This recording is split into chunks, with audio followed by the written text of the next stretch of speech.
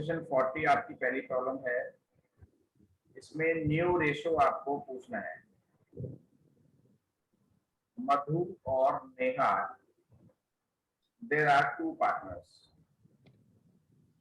कशिश, आपको problem question कहाँ दिए थे मैंने होमवर्क में? So what?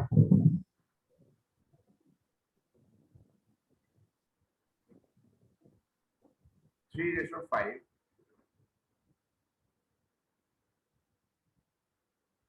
Tina is a new partner 1.4 के लिए।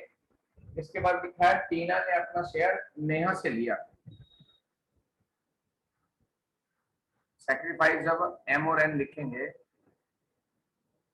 तो टीना का शेयर सिर्फ नेहा के सामने लिखेंगे।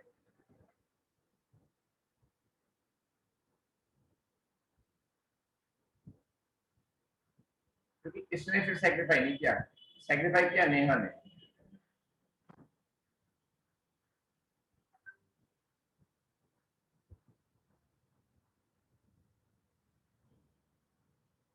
हो गया? ठीक है बेटा, बस अब हो जाएगा आपसे।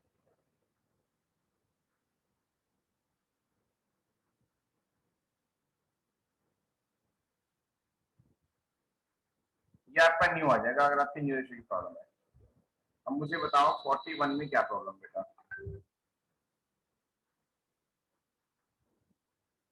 प्रॉफिट डिस्ट्रीब्यूट करने की एंट्री।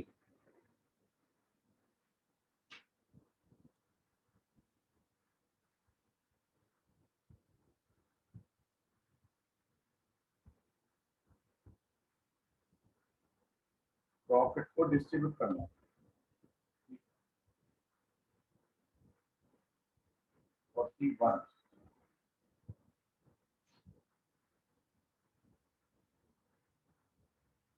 41 में प्रॉफिट डिस्ट्रीब्यूट कहाँ करवा रहे हैं? अच्छा अच्छा, पीएल एप्रोप्रिएशन, ठीक है। एक्चुअली 41 में जो प्रॉफिट डिस्ट्रीब्यूशन की एंट्री है वो इससे अगले रूप में सीखेंगे जब मैं आपको सिखाऊंगा ट्रीटमेंट ऑफ एक्यूमुलेटेड प्रॉफिट्स। तो अभी आप इसको, इस वाली एंट्री को लीव कर दें क्योंकि मैंने सिखाया नहीं है। चलो फिर भी बता दूं आपको मैं, जितने भी एक्यूमुलेटेड प्रॉफिट्स होते हैं लाइक प्रॉफिट एंड लॉस या जनरल रिजर्व या रिजर्व फंड, ये सब लायबिलिटी होते हैं और लायबिलिटी होती है क्रेडिट। हम इनको डिस्ट्रीब्यूट करना चाहते हैं तो इनको डेबिट करेंगे और पार्टनर की कैपिटल में ये ऐड हो जाएंगे जाके। ये पैसा पार्टनर की कैपिटल में ऐड हो जाएगा। तो पार्टनर्स कैपिटल या करंट अकाउंट में ये चले जाएंगे, ओल्ड रेशो में ये डिस्ट्रीब्यूट हो जाएंगे। ये होती है डिस्ट्रीब्यूशन की एंट्री प्रॉफिट की। हालांकि इसको मैं इस रूल में भी समझाऊंगा। पहले आ गया क्वेश्चन तो पहले समझा दिया। 42 में क्या प्रॉब्लम बेटा?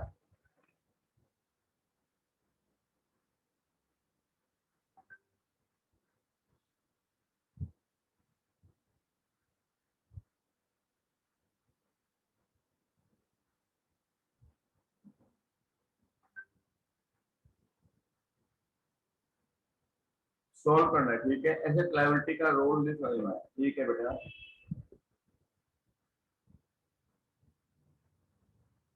कैपिटल डिस्ट्रीब्यूशन क्या हो, ठीक है। 42, अभय बीना पार्टनर्स हैं, admit Chetan with 1/4 share. Chetan bring 2 lakh capital, value of total asset इतनी, outside liability इतने।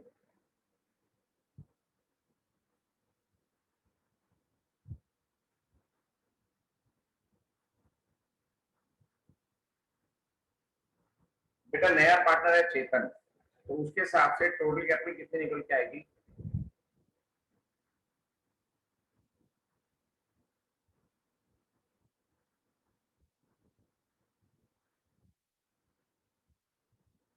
8 लाख। और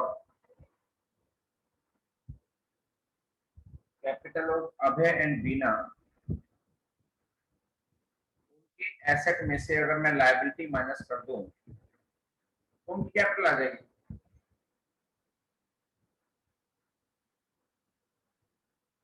540 माइनस 1 लाख 440।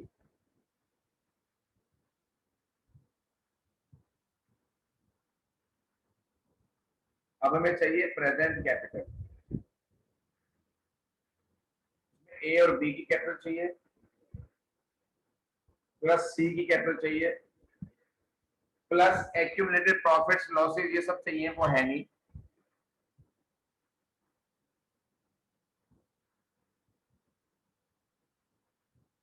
जितना है उतना लिख दिया बेटा।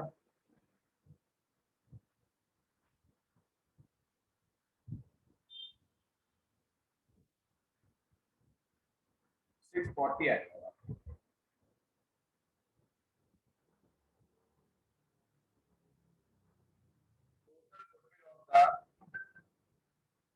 और आ गया,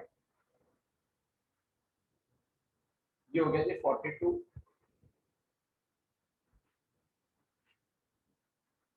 42 में कैपिटल डिस्ट्रीब्यूशन, मुझे नहीं मालूम कि आप क्या पूछ रहे हो कशिश। कैपिटल डिस्ट्रीब्यूशन तो कुछ पूछा ही नहीं है, और होता ही क्या है, बस चेतन अपनी गुडविल ला रहा है और उसको डिस्ट्रीब्यूट करने की एंट्री आपने कर ली है प्रीमियम वाली। हाँ कशिश। सर ये वाले क्वेश्चन में नहीं, 35 क्वेश्चन में। क्वेश्चन 35 या इलेक्शन 35? इलिस्ट्रेशन। इलेक्शन 35। सर वाले सारे क्वेश्चंस में हमने कैपिटल को भी डिस्ट्रीब्यूट कर दिया मतलब। नहीं नहीं, नेवर। सर कैपिटल को यही किया हुआ डिस्ट्रीब्यूट है। नहीं किया है आपने, असल में रूल मेरे को लगता है ढंग से पढ़े नहीं है। आने वाला पार्टनर अगर गुडविल का पैसा कम लेकर आता है या नहीं लेकर आता है तो हम पार्टनर के कैपिटल अकाउंट से वो पैसा निकाल लेते हैं, होता वो गुडविल का ही पैसा है, और वो डिस्ट्रीब्यूट करते हैं।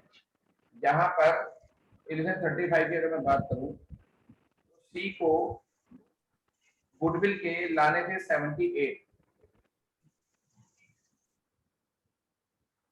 सर लिखा और है कि फर्स्ट वो इलिस्ट्रेशन में 30 हमें लेकर आया, कितना अमाउंट।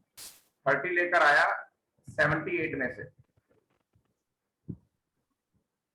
तो जब सेकंड एंट्री करेंगे प्रीमियम डिस्ट्रीब्यूट करने की तो सी के कैपिटल अकाउंट से 48 निकाल लेंगे।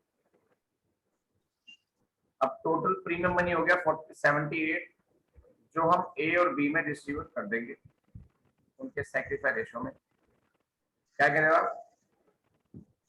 सर जो हमने फर्स्ट वाली एंट्री करेगी उसमें बैंक अकाउंट डेबिट, मतलब cash account debit to premium, premium for goodwill होगा ना, उसमें कैपिटल नहीं आएगा फिर। नहीं कैपिटल भी तो लाया होगा वो। नहीं फर्स्ट कैपिटल, जनरल एंट्री में हाँ उन्होंने मेंशन नहीं किया है। तो कैपिटल की बात नहीं है, cash account debit to premium plus. Okay. अब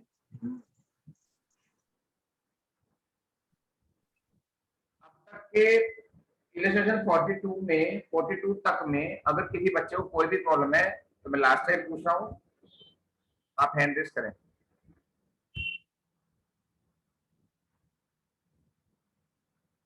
ठीक है। ड्यू टू एग्जाम बहुत सारे बच्चे होमवर्क नहीं कर पाए हैं, तो इसलिए बहुत ज्यादा काम नहीं कराएंगे।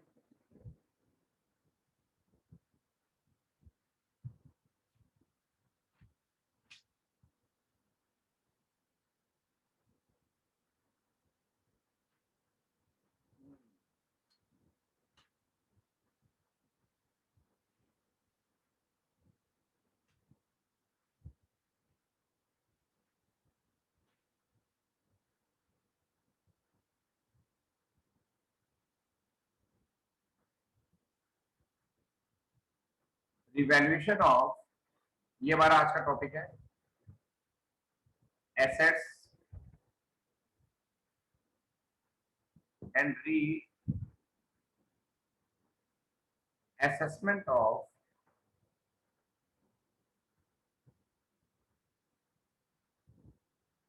लायबिलिटीज।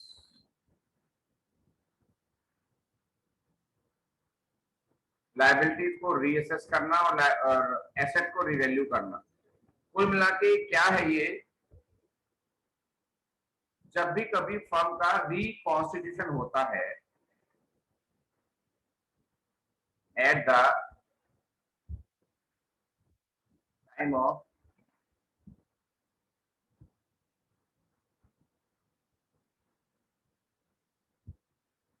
Reconstitution of firm. अब ये रिकॉन्स्टिट्यूशन क्या क्या होता है, अगर रेशियो चेंज हो रहा है इसे भी रिकॉन्स्टिट्यूशन का एक पार्ट मानते हैं। किसी पार्टनर का एडमिशन हो रहा है, किसी पार्टनर का रिटायरमेंट हो रहा है, किसी पार्टनर की डेथ हो रही है, तो ये सब रिकॉन्स्टिट्यूशन के ही कंपोनेंट्स हैं। इन सब में पार्टनरशिप रिकॉन्स्टिट्यूटेड हो जाती है और इन सब में कंपलसरी हो जाता है एसेट और लायबिलिटीज को रिवैल्यू करना। ये देखना कि हमारी एसेट और लायबिलिटीज जो हैं वो जितनी पहले थी, जितनी बुक वैल्यू में दिखाई गई है, बैलेंस शीट में दिखाई गई है, उतनी ही है या उनमें उनकी वैल्यू में कुछ चेंज हुआ है। ठीक है, तो उनकी वैल्यू में स्टडी किया जाता है कि कुछ चेंजेस तो नहीं आए। अगर एसेट्स की वैल्यू में चेंज आया, अब चेंज क्या होगा, या तो वो इंक्रीज होगा या डिक्रीज होगा। अगर एसेट्स की वैल्यू डिक्रीज हुई पहले से या लायबिलिटीज की वैल्यू पहले से इंक्रीज हुई, सिचुएशन फर्स्ट, तो this is the case of loss, sadness. ये आपको लॉस हुआ और इस लॉस के लिए हम एक वर्ड यूज करते हैं, रिवैल्यूएशन अकाउंट, या अल्टरनेटिवली यूज करते हैं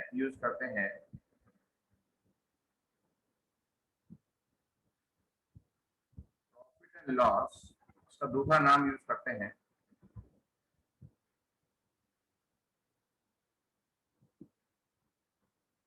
एडजस्टमेंट्स अकाउंट डेबिट। या तो रिवैल्यूएशन वर्ड यूज करते हैं या profit and loss adjustment account word use करते हैं। क्रेडिट में क्या आता है, क्रेडिट में वो वाली एसेट या वो वाली लायबिलिटी आती है जिसके कारण हमको नुकसान हुआ।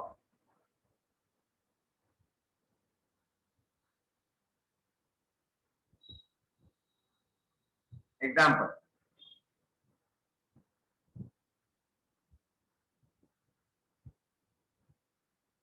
फर्नीचर जिसकी बुक वैल्यू 10,000 थी,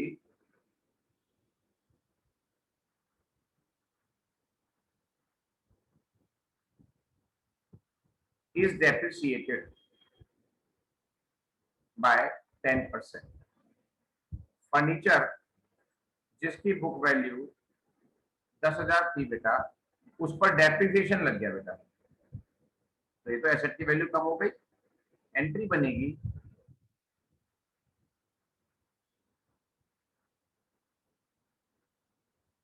valuation account debit to furniture account.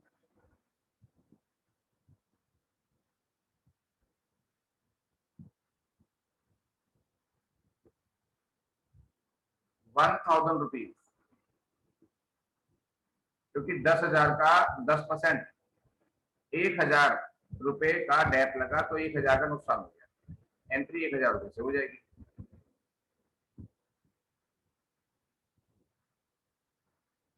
Note करते रहो, प्रॉब्लम आने पे हाथों हाथ हैंड रेज करना है।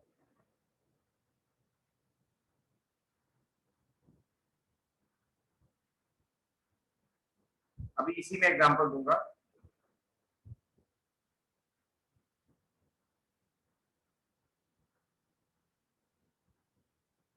पेटेंट्स भी हमारी एसेट होती हैं, किसी चीज को, किसी फार्मूले को यूज करने का लाइसेंस लेना, पर्टिकुलर हमारा ही उस पर राइट हो जाए, कोई और ना बना पाए उस फार्मूले से दवाई या मसाला या कुछ भी, तो ऐसे लाइसेंस को पेटेंट राइट बोलते हैं। पेटेंट राइट कुछ ईयर्स के लिए मिलता है, उस ईयर्स के बाद उसकी वैल्यू जीरो हो जाती है। अब बैलेंस शीट में एसेट साइड में पेटेंट था 4,000 रुपए का, आज उसकी वैल्यू जीरो हो गई। पेटेंट्स आर वैल्यूलेस, ये लिखा आ गया एडजस्टमेंट के अंदर कि पेटेंट्स की वैल्यू जीरो हो गई, तो ये भी तो नुकसान है, ये भी तो नुकसान है, तो एंट्री वही बनेगी सेम।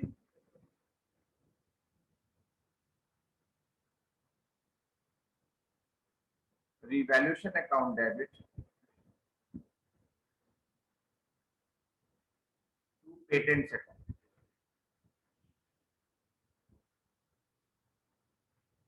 एसेट का घट जाना, दोनों में ही एसेट कम हो रही है। अब मैं कोई एग्जांपल दूंगा जिसमें लायबिलिटी बढ़ रही है, क्योंकि ये भी नुकसान है और लायबिलिटी का बढ़ना भी नुकसान है।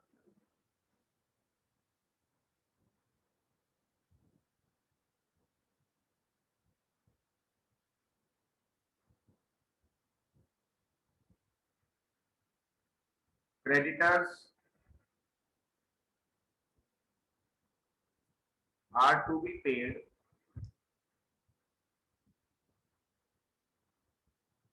₹3,000 more, क्रेडिटर्स को 3,000 और देने हैं, ऊपर वाले की वैल्यू। क्रेडिटर्स को 3,000 रुपए और देने हैं,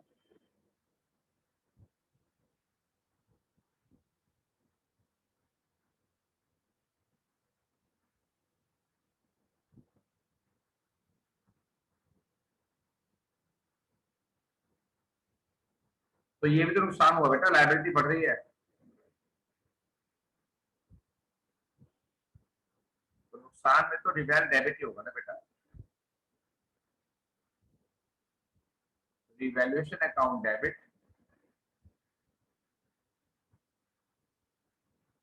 टू क्रेडिटर्स अकाउंट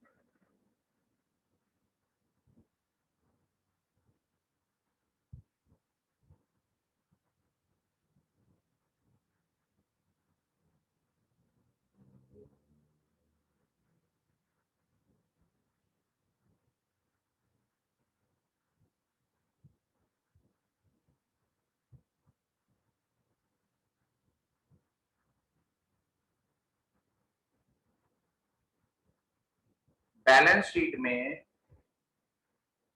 आपको डेटर्स गिवन है 20,000 और एडजस्टमेंट में लिखा है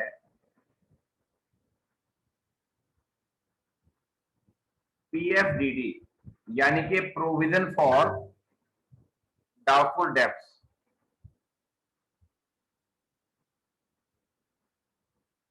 प्रोविजन फॉर डाउटफुल डेब्ट्स। तो जितने भी प्रोविजन होते हैं ये लायबिलिटी होते हैं, डेटर्स पर हमने प्रोविजन बनाया, PFDD is created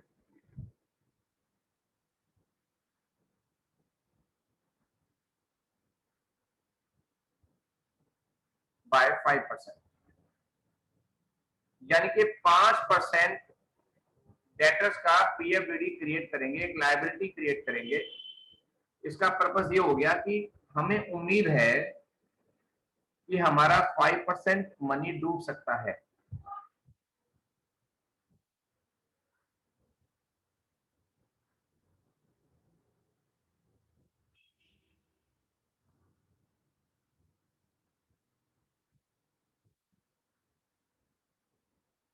revaluation account debit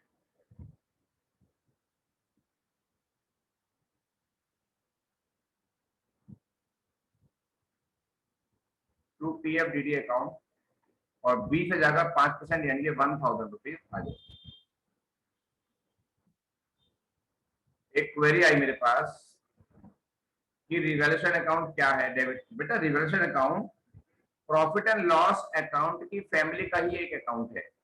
जैसे प्रॉफिट एंड लॉस अकाउंट की फैमिली के अकाउंट कौन कौन से होते हैं? एक तो प्रॉफिट एंड लॉस अकाउंट होता है, एक profit and loss appropriation account आपने पढ़ा है, ये है profit and loss adjustment account, इसे बोलते हैं रिवैल्यूएशन अकाउंट। अगर नुकसान होगा तो ये डेबिट होगा, अगर फायदा होगा तो ये क्रेडिट होगा। आप लोग बुद्धुओं वाली बात कर रहे हो बेसिकली। मैंने अभी आपको सिचुएशन फर्स्ट पढ़ाई है, और सिचुएशन फर्स्ट में मैंने बोला है कि एसेट अगर डेबिट होगी, एसेट अगर कम होगी और लायबिलिटी अगर इंक्रीज होगी तो उस केस में रिवेल डेबिट होगा। अभी जब केस 1 पढ़ाया तो केस 1 की तो एंट्री चल रही है, उसके अंदर सबके अंदर रिवेल डेबिट ही होगा ना, क्योंकि हमारी एसेट कम हो रही है और लायबिलिटी बढ़ रही है। अगर नुकसान होगा तो रिवेल डेबिट होगा, फायदा होगा तो ये उल्टा हो जाएगा। अभी मैंने वो पढ़ाया ही नहीं है, बच्चों वाली बात है ना करो।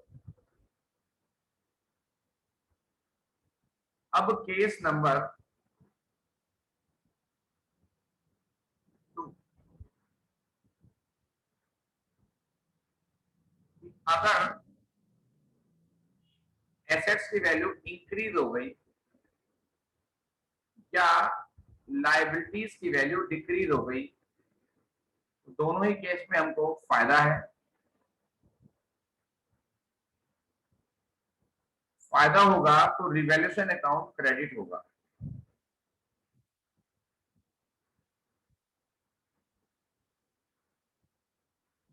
या वही पीएल एडजस्टमेंट। और डेबिट में उस एसेट या उस लायबिलिटी का नाम आएगा जिसके कारण हमको फायदा हुआ। देखो, अगर एसेट इंक्रीज होती है तो मैंने आपको मॉडर्न रूल बता रखा है कि एसेट अगर इंक्रीज होती है तो वो डेबिट होती है। एसेट इंक्रीज होती है, डेबिट हो रही है। मैंने एक रूल को बता रखा है कि लायबिलिटी अगर डिक्रीज होती है तो वो डेबिट होती है। तो इन दोनों केसेस में डेबिट ही होगी ना, तो लायबिलिटी डिक्रीज होगी तो ये डेबिट होगी, डेबिट कर रखी है। तो केस बिल्कुल वेरीफाइड है। एसेट लायबिलिटी का rules of debit and credit पूरा अप्लाई हो रहा है इसके अंदर। हम कोई चीज रखते नहीं है, हर चीज बिल्कुल वेरीफाई करके चलते हैं।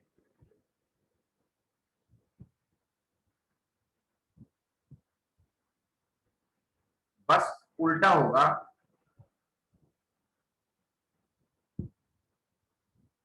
तो ये चीज नहीं चलेगा। मैं आपको एक एग्जांपल दूंगा इसमें, पीएफडीडी।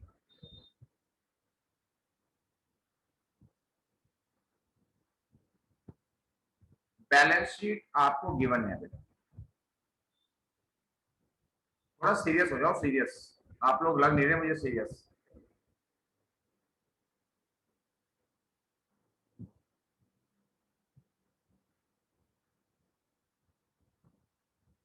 डेटर्स 20,000, पीएफडीडी ऑलरेडी इन्होंने माइनस कर रखा है 800 का,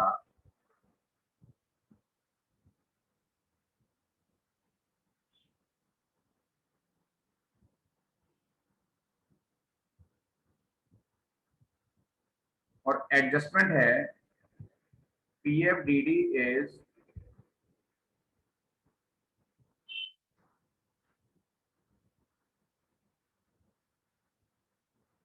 मेंटेन्ड एट 3%। पीएफडीडी मेंटेन हो रहा है 3%।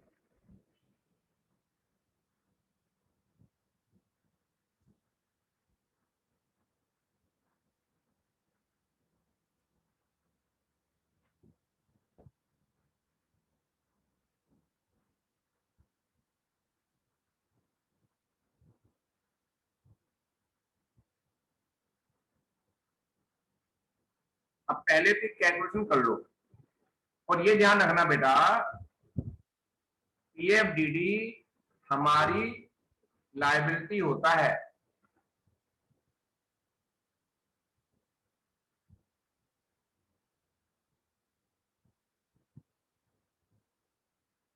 पीएफडीडी हमारी लायबिलिटी होता है। अब पहले जो हमारा ओल्ड पीएफडीडी है वो है 800 रुपए का, ये रहा, और न्यू पीएफडीडी कितना है, डेटर पर ही देखेंगे 20,000 का 3%।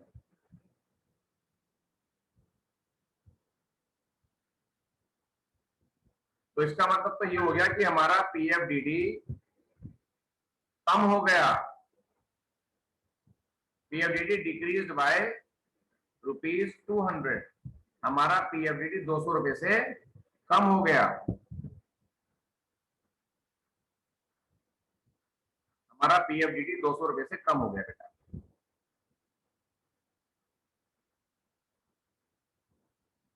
तो पीएफडीडी मतलब लायबिलिटी, और लायबिलिटी हमारी डिक्रीज हो रही है, तो ये हमारा फायदा है। फायदे के केस में पीएफडीडी डेबिट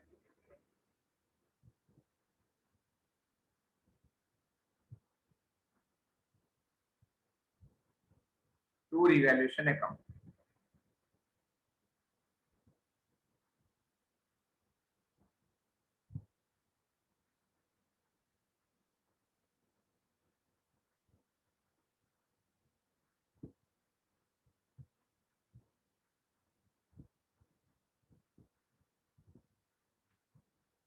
अब यहां तक जिसको प्रॉब्लम है, हाँ बेटा बोलो जय। सर वो जो ऊपर बैलेंस शीट थी सर, वो प्रीवियस ईयर की थी ना? है बेटा, सर जो बैलेंस शीट ऊपर वाली है सर, जो आपने अभी बनाई सर, वो प्रीवियस ईयर की थी ना? ये वाली हाँ सर। क्या थी? सर प्रीवियस ईयर की है ना सर, ये पिछले साल की? नहीं नहीं नहीं नहीं, जिस टाइम वो एडमिशन लेता है उसी डेट की है, बस उसके एडमिशन के जस्ट पहले वाली है। Okay sir, okay. ओके, किसी बच्चे को कोई भी डाउट हो जल्दी बताओ बेटा, फिर आगे चलता हूँ।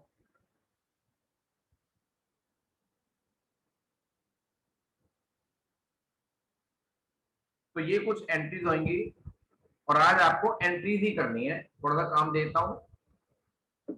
ये रूल अपनाने हैं आपको, सिर्फ रिवैल्यूएशन की एंट्रीज ही करनी है जो मैं क्वेश्चन दूंगा, उनमें अगर कुछ और मांगा है तो वो नहीं करना, कैलकुलेशन की नीड है तो वो करनी है फेयरली।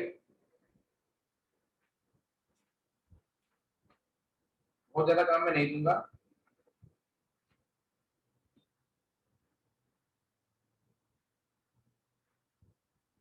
इलस्ट्रेशन 44,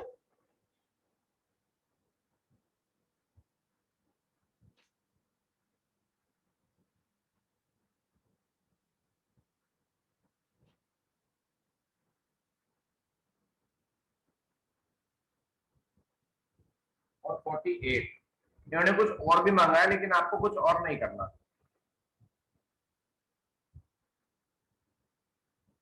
इसमें आपको सिर्फ और सिर्फ एंट्रीज करनी है जितनी आपको समझ में आ रही हैं, और जो जो एंट्री आपको समझ में नहीं आ रही वो आपकी प्रॉब्लम होंगी। सिर्फ 2 ही रिलेशन दिए मैंने जान के, रूल सारा दोबारा से रिवाइज करने के बाद ही आप ट्राई करना बेटा, ठीक है? जितने मैंने एग्जाम्पल कराए वो भी आपको रिपीट करना। तो बस आज इतना ही काम है, क्योंकि बच्चों एग्जाम चल रहे हैं, बहुत ज्यादा एक्सेस होमवर्क नहीं दे सकता, ठीक है? बाय बेटा।